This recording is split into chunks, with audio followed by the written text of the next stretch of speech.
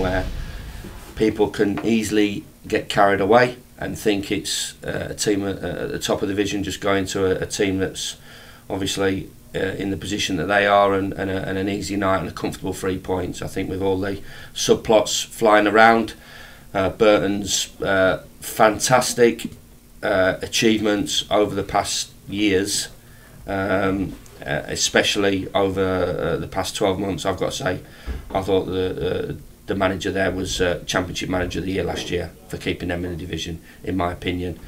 And obviously, him being an ex-manager of this football club adds a little bit more to the game. This is going to be a tough old night and a tough game for us, and one we have to approach in the right way if we're going to get a result. All the results and the performances that they've had to produce to stay in the division, the characteristics will be on show on Friday night against us. So we're very guarded, and we're very aware of the threat that Nigel and his team pose.